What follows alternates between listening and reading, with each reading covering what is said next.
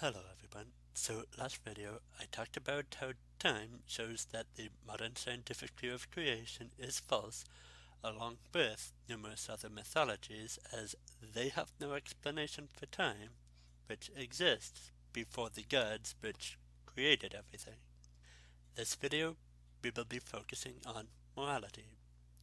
The question I'm going to try to answer is, which viewpoint best explains human morality? A few things to note before we begin. First, I'm not going to go over mythologies that I've already gone over, as I've already proven why they're wrong. I will look at the atheistic viewpoint because there are multiple atheists online, and when debating, you need to not just prove Christianity as logical, but also atheism as illogical. This should help with that. Second, I'm going to be looking at the creation story of the mythologies that I found, as this is where you can debunk the mythology from the moral view. Third, I'm not going to look at Islam, as saying anything negative about them can cause a video to be taken down for hate speech. Instead, I'll put a link that explains their beliefs about salvation. You'll understand why later. Finally, I looked, and the only source for some mythologies is Wikipedia. So instead of reading directly from written sources, I'll paraphrase what I found. I'll make exceptions for the one that I was able to find, which is from the Ethic people, where we will start. It says, before Abasai, there was nothing. Abasai was god of the universe and giver of life, death, and justice. He was so powerful that he could create life, heal the sick, and even raise the dead. Abasai lived in the sky with his wife Atai. She was a wise goddess who often gave Abasai good advice. Abasai created the stars, the earth, and all the wildlife upon it. He also created two humans, a man and a woman. These humans lived with Abasai and Atai in the sky. So, much like the Christian God, Abasai is eternal and uncreated, and created everything. Easily fulfills the needs from the previous video. To summarize what happens next, humans looked down to the earth and wanted to live there. Abasai said no. Why? The earth was a place with many secrets, where many things could be learned. Abasai feared that the humans would one day match his wisdom or even surpass it. He was fearful.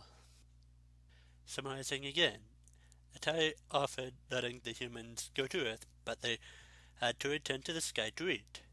The humans eventually stayed on Earth, learning to farm and feed themselves. They then began to procreate. How did Abasai look at this? He grew very angry. He blamed his wife Atai because she had convinced him to let the humans live on Earth.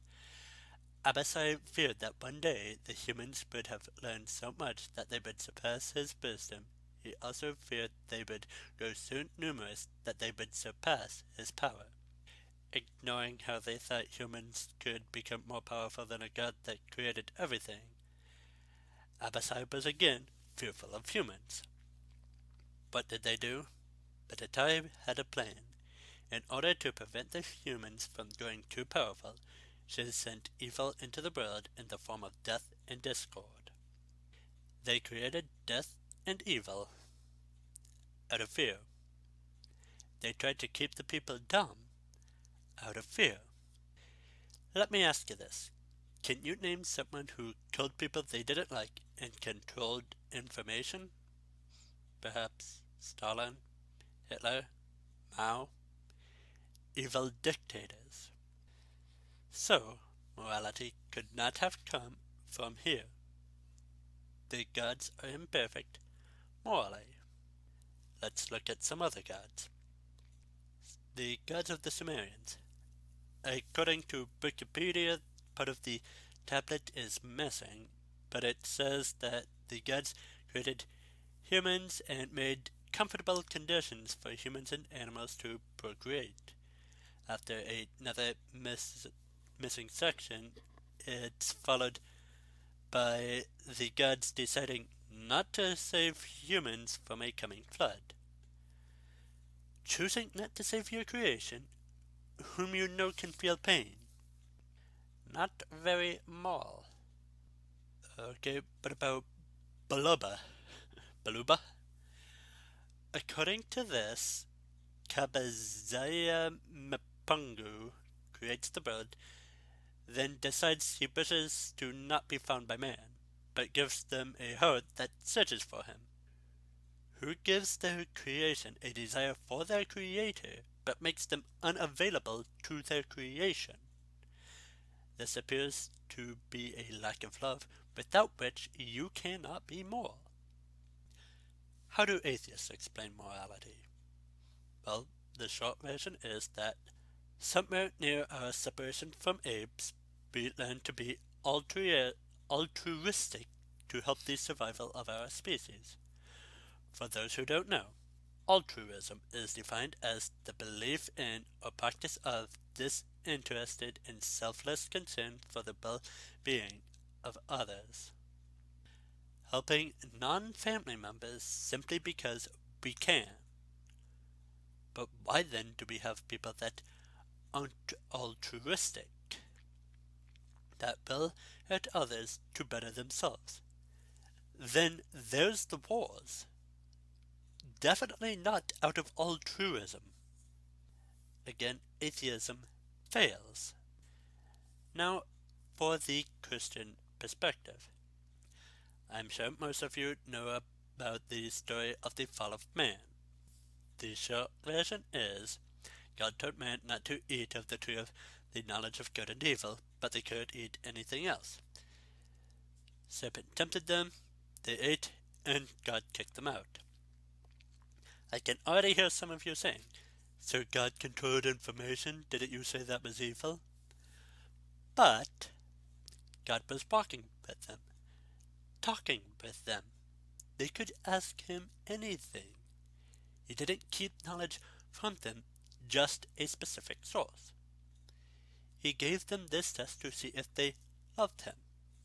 How can we love without a choice? You can't. Love is a choice. It cannot be compulsory.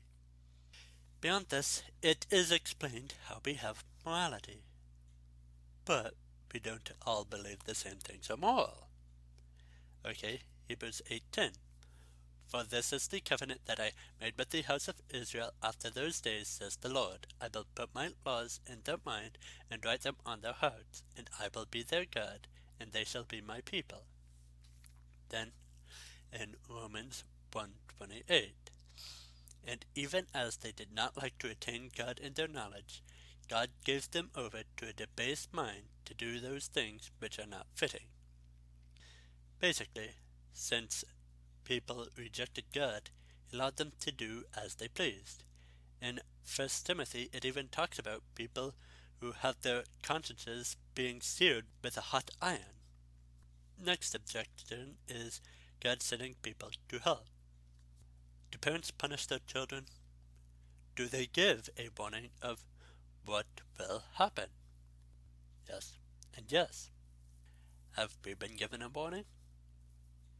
Yes. That was one of the biggest things Jesus talked about. But we've also been given a path leading directly to the Father. He didn't have to give us his Son. Jesus didn't have to die. But he did, because on our own we could not meet his standards.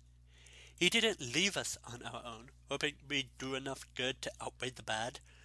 We can be saved simply by believing in Jesus and then following him to the best of our ability. Yes, we will fall. Yes, we will stumble. But we can get back up again, ask for forgiveness, try again.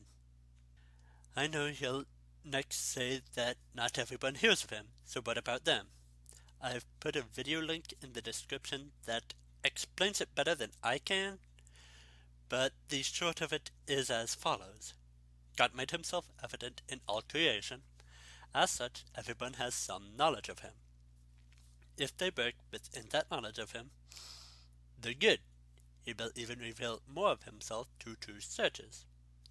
Now, that is the condensed version done from memory. As such, I likely left out important details and didn't explain it well enough, but that's why I linked the video in the description. Now, the next video, it's going to be on information and intellect, starting with the Incans, as they are a good segue between these videos. Good day, and God bless.